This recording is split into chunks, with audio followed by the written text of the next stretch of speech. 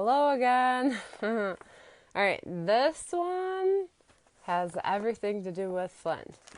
I was listening to a video from Arthur Woodson, and it had absolutely nothing to do with what I'm going to talk about, but for some reason, it reminded me of some papers that I found the other day, and it has everything to do with 001. I posted a ton of links on this page or on this video, and I really hope that you guys actually take the time to watch them because they're really relevant. Let me just do a timeline real quick with you guys. Okay, so listen, the switch of the water, Flint water crisis. Flint switched their water April 25th of 2014.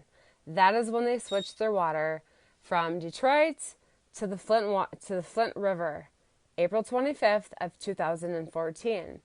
Everybody got sick, people were dying, people had rashes, people were getting cancer. The children were coming up that they had high lead levels in their blood. Okay, now, April 6th, before I give you these two dates, remember the name Matthew McFarland that I've told you guys about? He was the foreman for the Flint water plant. He was essentially going to be a whistleblower.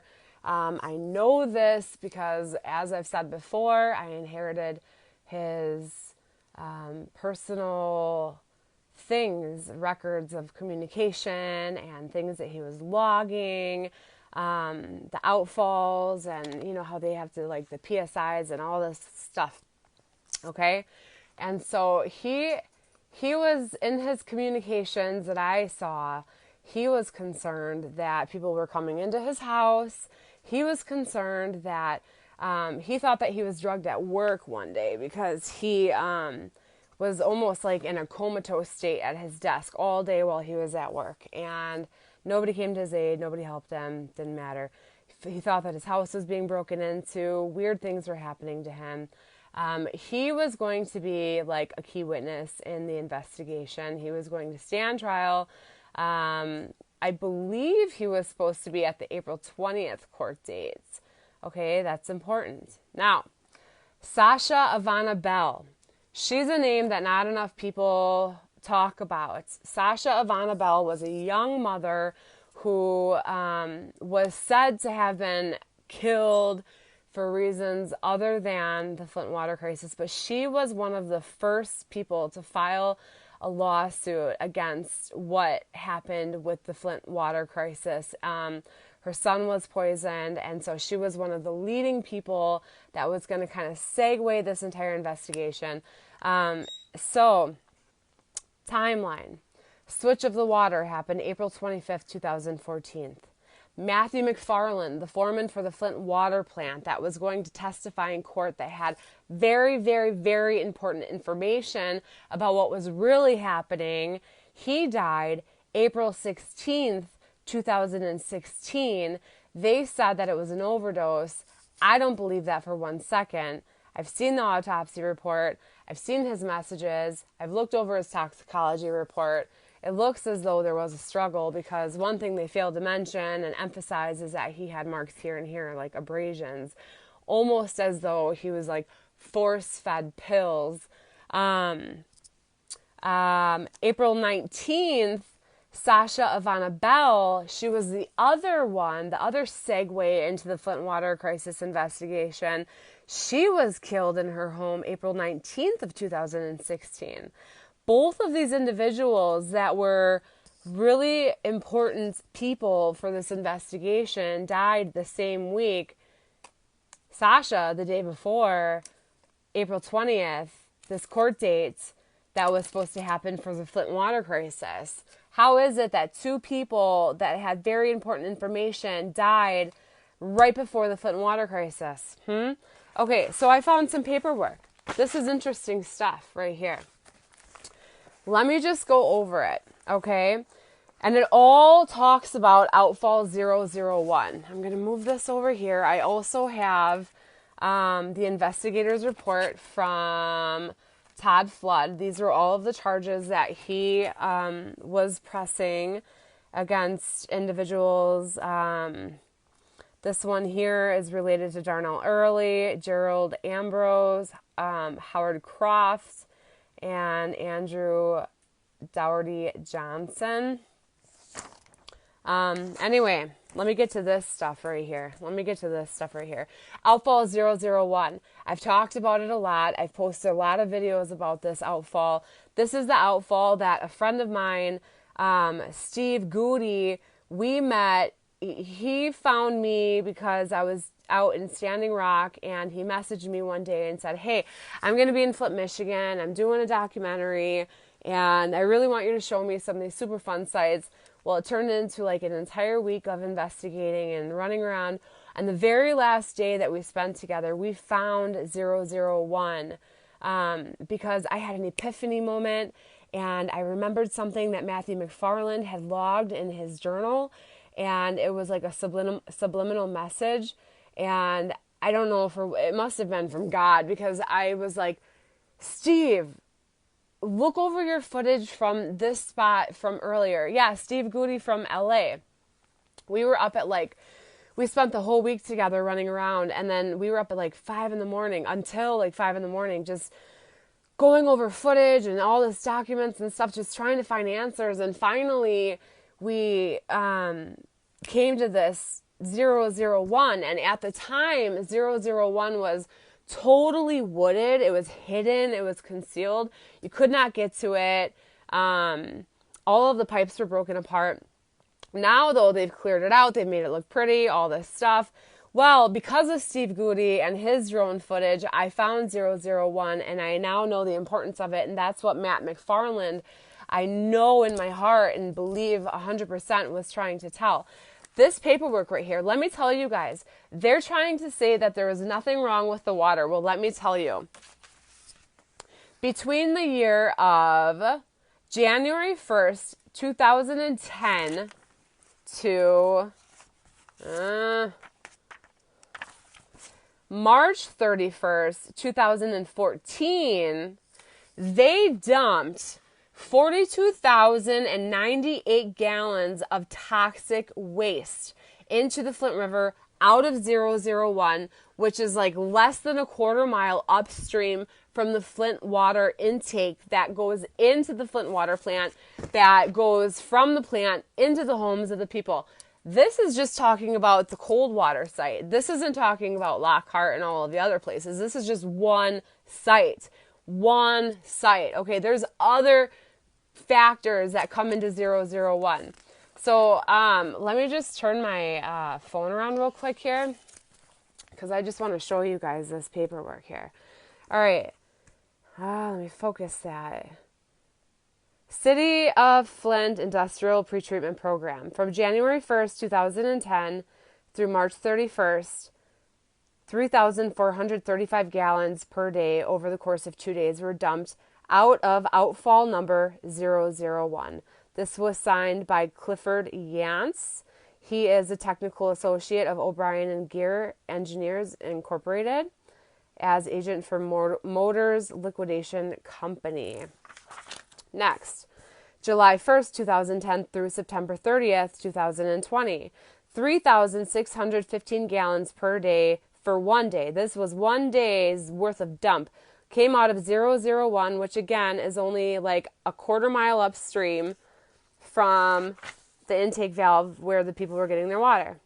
October 1st, 2010 through December 31st. Okay, so I'm just going to let you guys see this. Basically, all of it's 001, you guys. That's the important thing. How many gallons? 1,894 gallons per day from October to December of 2010. January to March of 2011, pouring out of outfall 001. 1,648 gallons per day over the course of 1 day. April 1st, 2011 to June 30th, 2011. Over the course of 3 days, 3,008 gallons each day, or per day, for 3 days. Wow, I think I'm reading that wrong. Per day, for 3 days, was dumped out of 001, which again is a quarter mile upstream from where the people were receiving their water.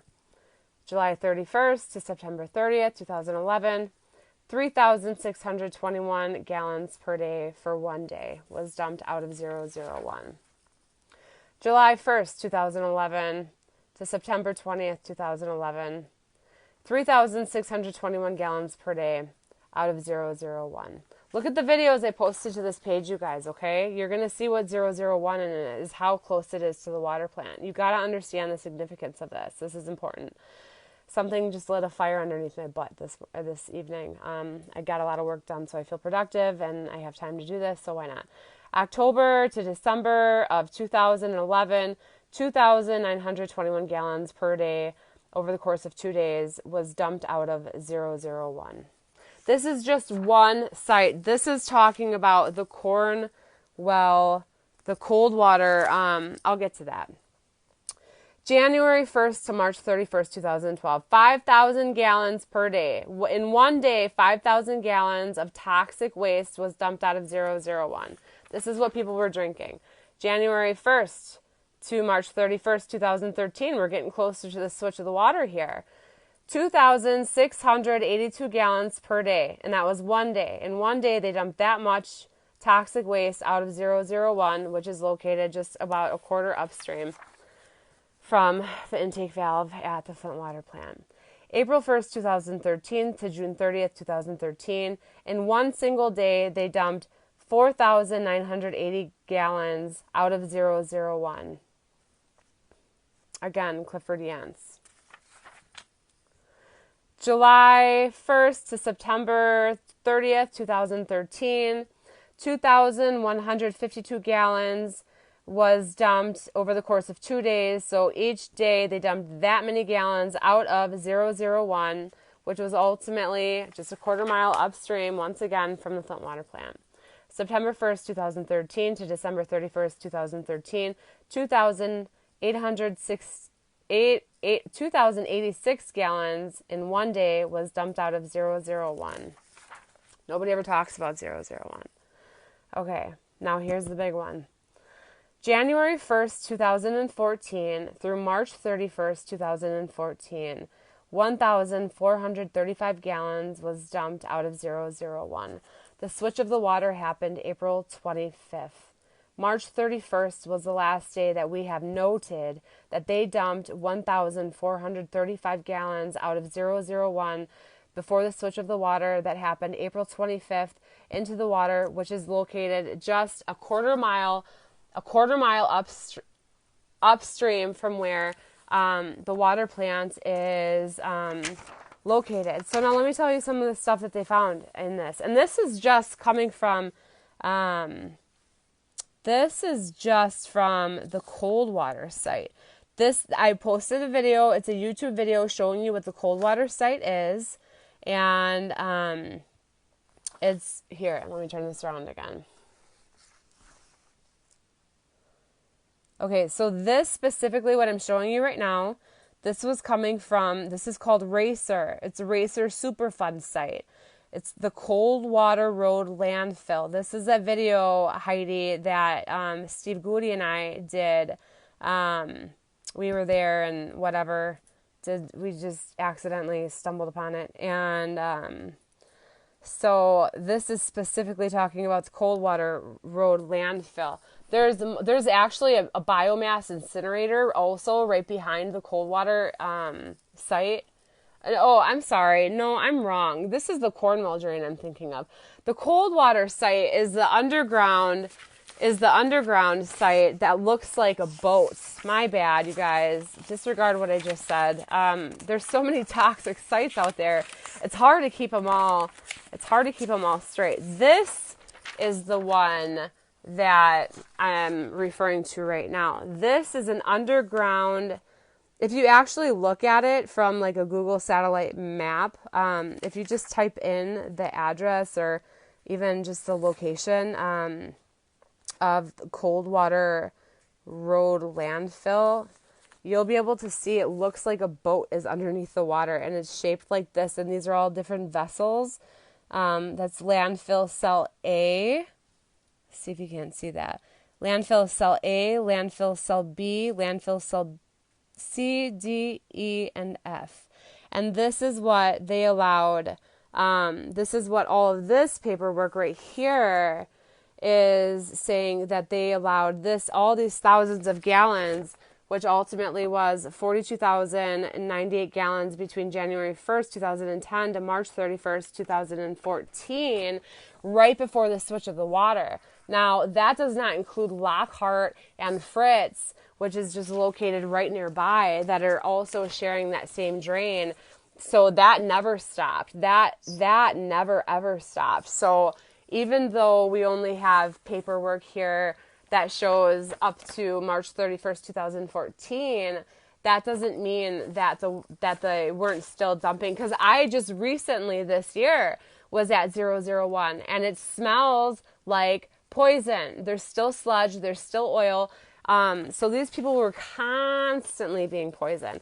Here's some of the things that I can see. This is just some. Now, these reports are always, I'm lucky to even just have this.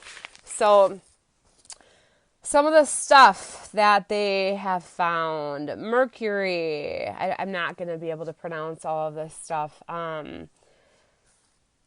Amenable cyanide, ammonia N undistilled, oil and grease N hexanine extract, TB0D5-set. Somebody might know what that means. And then again, TB0D5. Total phosphorus, suspended solids, arsenic, chromium, copper, mercury, nickel, zinc. And that's nothing. I have another list somewhere in a zip file that has just hundreds and hundreds and hundreds of analytes. What is analytes? All of these things that these people were subjected to. And here nobody's talking about 001. And I just felt like I wanted to come on here. And I found this paperwork. And I was going to put it in my garage, but I didn't. So here is a chain of custody record. I don't know if this is of any importance here, but let me just see. Here is a chain of custody record. All right.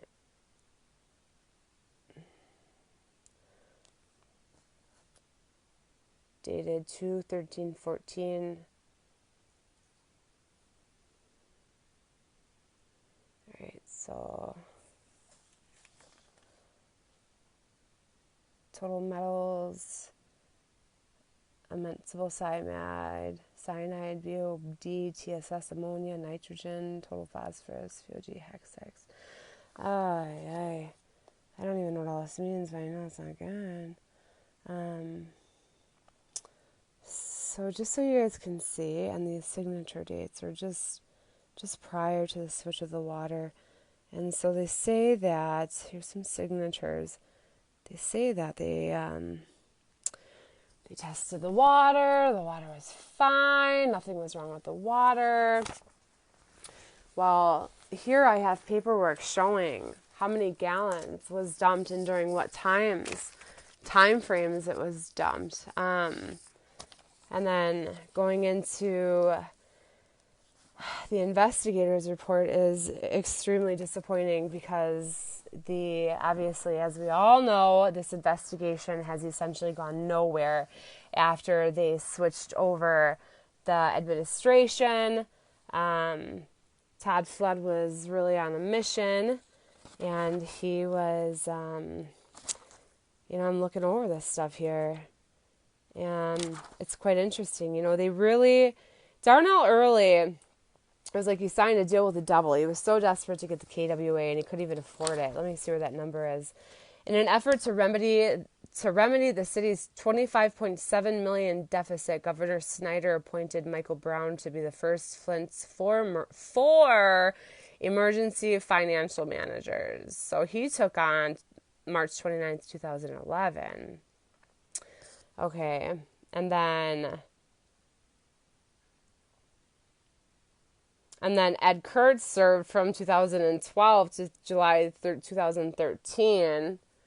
Michael Brown came back for a second term, July 2013 until October 2013. That's a pretty short term.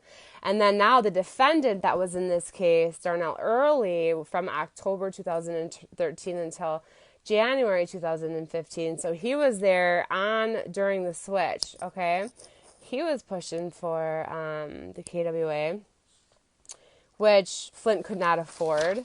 On February 13th, Michael Brown sent a letter of commitment to purchase raw water from the Karagandhi Water Authority, KWA, to Jeff Wright, Genesee County Drain Commissioner and Chief Executive Officer of the Karagandhi Water Authority. Two big positions there, and they're both connected. How interesting. The letter conveyed Flint's intent to participate in the KWA. On February 17, 2017, Defendant Croft met with Jeff Wright and Dwayne Miller, the Executive Vice President and Chief Operating Officer of the Genesee Chamber of Commerce, to discuss Flint's involvement in the KWA pipeline. During the meeting, they discussed the use of the Flint River as an interim water source. In an email that Croft sent to Michael Brown summarizing the topics discussed at the meeting, Defendant Croft noted the meeting's attendees believed that the use of the Flint water had merit under a best-case scenario, but the Michigan Department of Environmental Quality, MDEQ, would have to allow the city of Flint to perform a 12-month water study while simultaneously performing engineering and construction updates. I'm trying to go through this briefly and just get to the important stuff.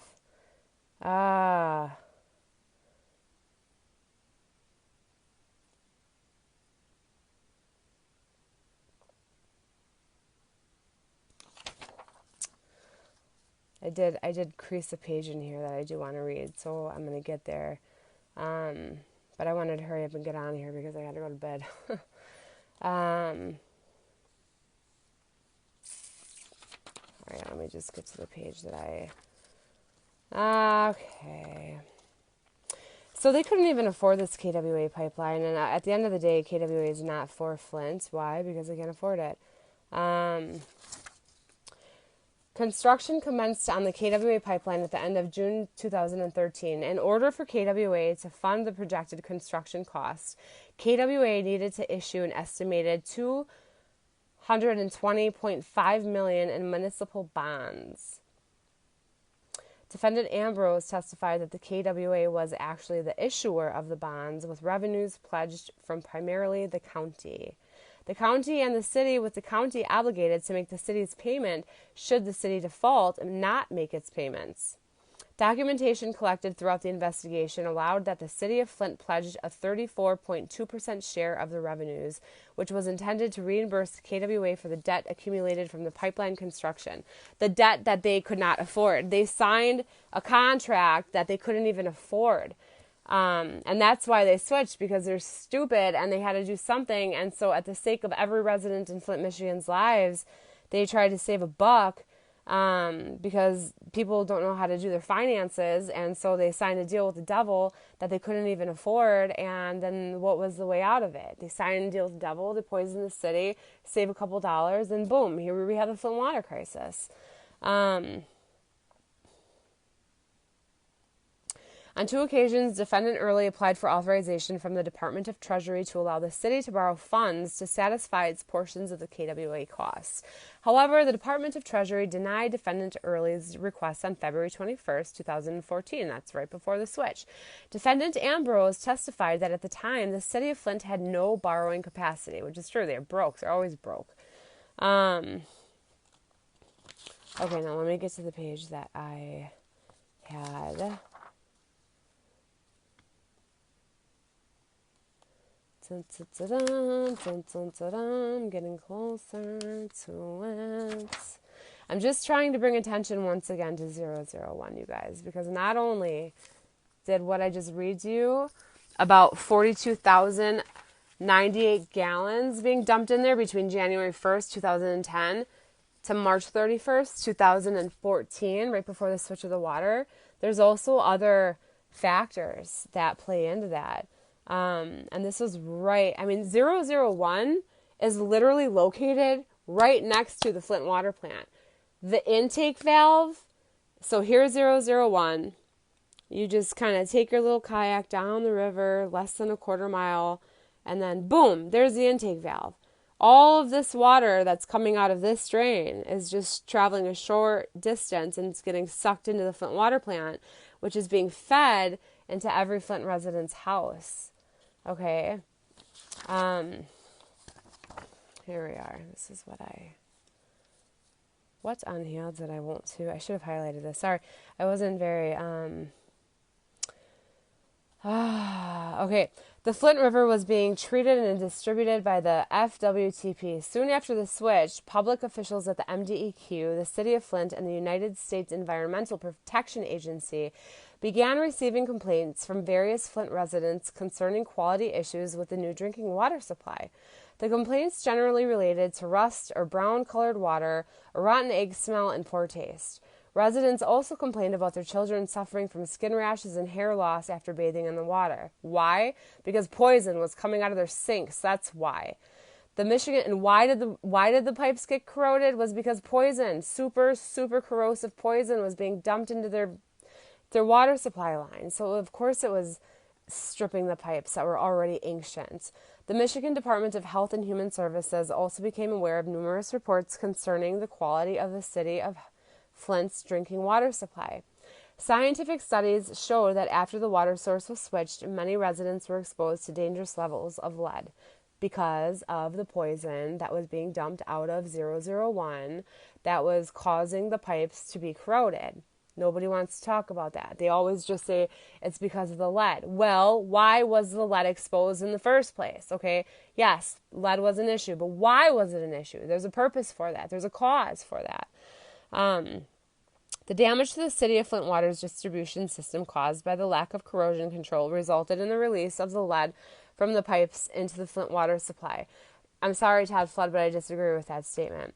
That's not the damage of the City of the Flint water's distribution system caused by the lack of corrosion control. Okay, maybe that had a small portion to do with it, but the reason is because of the poison. There was pure toxic, corrosive poison of all kinds being dumped into 001, into the river that was being sucked right into the water, into the water supply that was being fed to the people. That's why. It's not because of the lack of the corrosion control. There is no corrosion control that could have remediated this poison, this toxic waste that's cancerous, TTHMs, all of these things that are killing people. Nothing could have eradicated that at all. That's why the water smelled. That's why people had rashes, hair loss, cancers, all of this. And bacteria, all of these things, you put it together, it's a big bomb. And then the Legionella was another thing, and so here now we have this investigation that has essentially dissolved into nothing, and everybody's so focused on this class action water suit, which is good, great, the people deserve it, but what about the justice? What about the people that are walking free, that knew all of these names that are in this investigation, this report here? Where are you, FADWA? What about you, Governor Whitmer? Where are you guys? Why don't you care about this anymore? You promised justice for the people. You promised that you were going to pick up where Todd Flood left off when you let him go from this investigation. You guys obviously picked up way more than you could even handle because we don't hear anything about this anymore. You guys are idiots. You guys don't know what you're doing, or you just don't care. Why don't you bring Todd Flood back into the investigation so we can pick up where he left off and find some real justice? How about that? Because you guys are clearly sitting on your hands worrying about other things like stuff that really doesn't matter. Stuff that matters too, I'm sure, but what about the justice for Flint? How do you not care about what happened in your state? Aren't you guys supposed to be prosecutors? Aren't you guys supposed to be attorney generals? Where are you? Where are you in this investigation? You let it go. You let it go, and you're not doing anything, and you're all sitting on your hands, and you should be embarrassed and ashamed of yourself. Because you know what? Todd Flood was actually onto something. And I know that there was information with redacted information in there, but you know what? Have you ever thought that maybe that there was a cause for that? Have you ever considered that? You guys let this man go when he was years into this investigation thinking that you could pick it up again and expect to know where you're going with this. You guys know nothing. You know nothing. Bring him back. Have somebody come back in that has a little bit of knowledge, a little bit of experience, and let's get some justice to these people that are named on this report. Let's start again. We got to start this again. I'm reading this over and I'm like, I forgot about all of this dumping from this Cornwall or the Coldwater site. I've been so focused on Lockhart and Fritz and everything else that's been coming out of 001 that I completely forgot about the 42,098 gallons that were dumped out of 001 just even a month, not even less than a month prior to the switch of the water. So that's really all I want to say. I have this investigator's report. Maybe I'll take pictures of it and post it if you guys are interested in it. I know I don't have a lot of people watching right now, but this one is all about the investigation. What a shame. What a shame. I feel like we were so close to getting some justice, you know, and poof, just like that. We got a new governor in Michigan. We got a new prosecutor. We got a new attorney general, new counsel, and it doesn't seem like much is going on. So I'm really curious to see when is this going to pick back up again, because there's still facts that haven't been talked about. So I got to go to bed. I have work to do tomorrow morning, so I hope everybody's having a really good night. Yeah, please do share this out because this is important stuff. I'm glad that I found this. I'm glad that I kept it. I have so many documents in various places, just everywhere. Files, zip drives, USB cards in various places that can be kept safe. So if I ever lose it, I know somebody else, and then so-and-so's got it too. And, but I guess, what does it matter anymore? You know, it's a shame because there was one person at the White House that was really going to do something, and that was Elijah Cummings. It seemed as though he had made a promise to the people that he was going to find them justice, and he was one person that seemed super passionate about this, and he died. Of course, everybody dies, just like Matthew McFarland and Sasha Bell. I'm not saying he died. I know that he had health issues. But, you know, the fact that Sasha Bell and Matthew McFarland died the week of the investigation, that's weird, isn't it? That's a little strange. People are trying to hide things. That's what that is. People don't want people to talk. And then also with Sasha, I feel like that was kind of like a warning, like, hey, if you guys want to talk about this stuff, then this is what's coming. So I just wanted to share that because I found it. So everybody have a great night. Thank you for watching, the 14 people that are here. All right, good night and take care. I hope you share this out because this is super important. Let's get Flint back on the radar again. Let's get them talking about this. This is crazy stuff, you guys. I posted a whole bunch of links in this video, and hopefully somebody will take the time to watch it, even if it's just 2 people. 2 people have power. If there's 2 people that have a platform, if there's 2 people that have resources, those 2 people are all the difference. I know all about that. All I need is 2 or even 1 person, just the right one though, that cares enough to share this out. Get Flint back going there. Let's talk about this stuff again, because this justice, and there are people that are guilty, walking free. Let's get Todd Flood back in on this investigation. Can we start something on that? Can we petition that or something? I mean, how do we overthrow these people? How do we get them back? All right, guys, good night.